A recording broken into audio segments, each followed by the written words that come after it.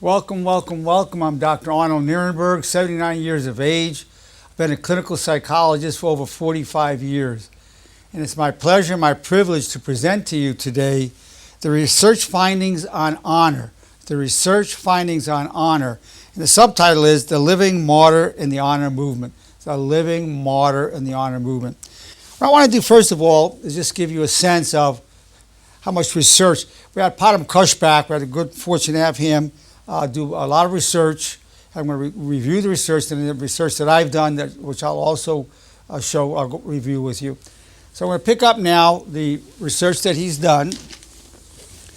This is all the research, and I'm going to go over this with you, but it was a long, hard, arduous period to get it. We're going to talk later about what was involved in doing that.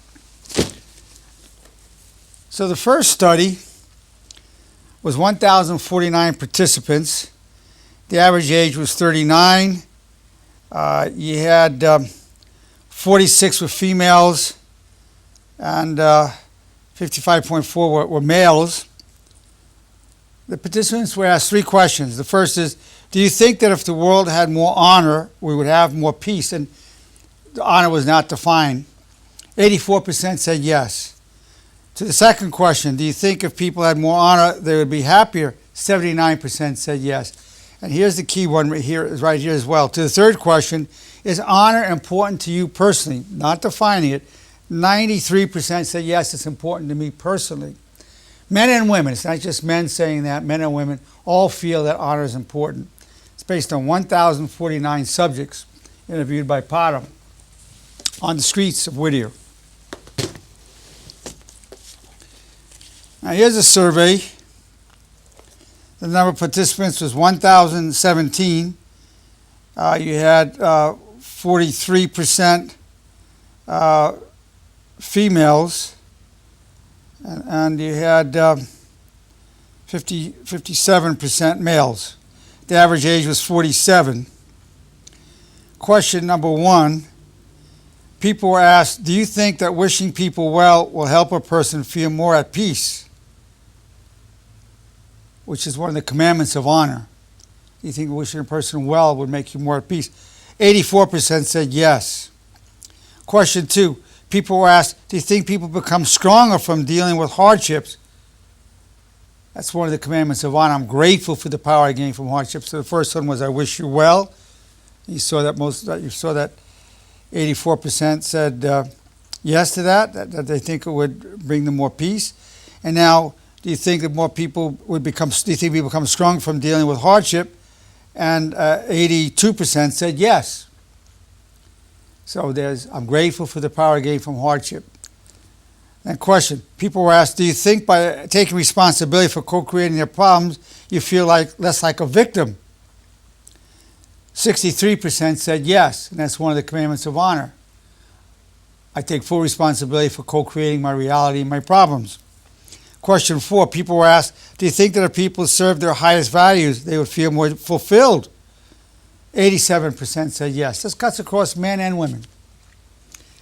87% said if you're serving your highest values, they believe you'd feel more fulfilled in life.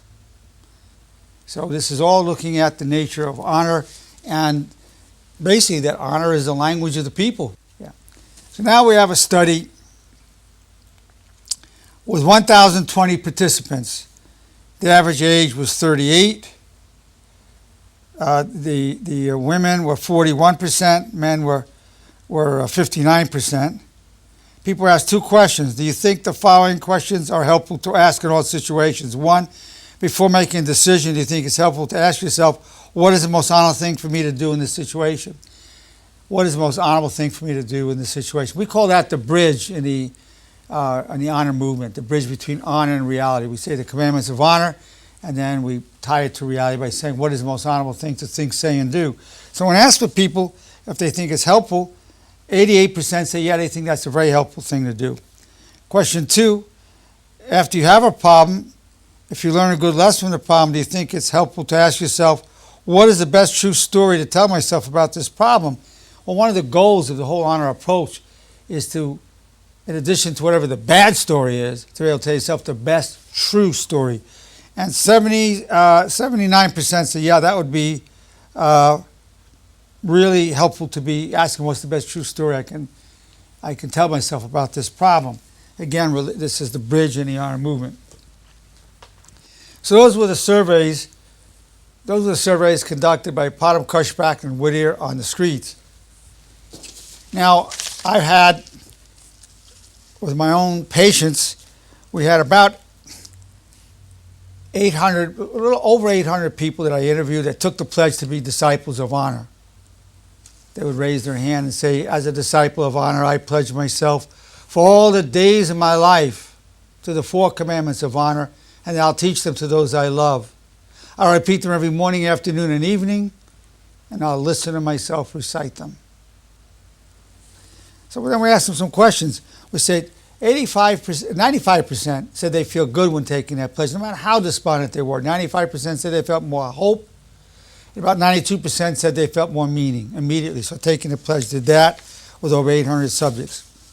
And I did a survey on 186 subjects of my patients.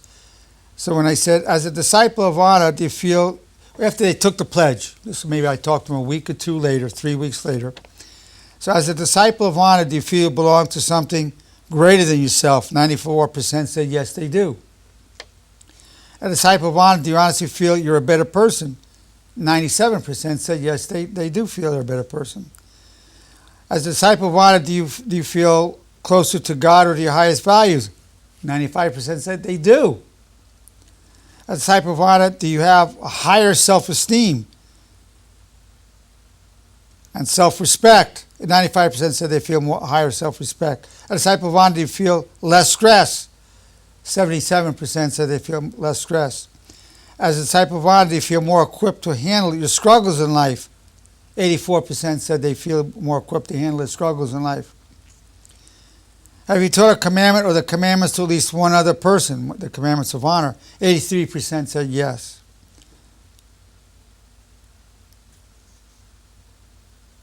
As a disciple of honor, do you feel more at peace? 90% said yes. So those were the findings of Yenoz-Khoshbakht, photo right there, and then my findings. This is over a 5-year period. Now, when Param would be on the streets, after a while, from time to time, when we deal with the public, people would be harassing him. Well, he dealt with it respectfully, but this just progressed and progressed until some people from gangs would start approaching him, harassing him on the street. But he kept going back. He kept taking the harassment because he believed in the work. He honestly believed in the work. He himself was a disciple of honor, and he wanted to continue his research. He didn't back down from it. He kept doing that. Then one day they surrounded him, started attacking him, and he took on the whole gang. He fought them bravely, courageously, and unfortunately ended up in prison. But that's why the subtitle is The Living Martyr in the Honor Movement, because after he got in this fight, he's in prison because of it. So I wrote a poem for Yenoz-Khoshbakht, and this is the poem.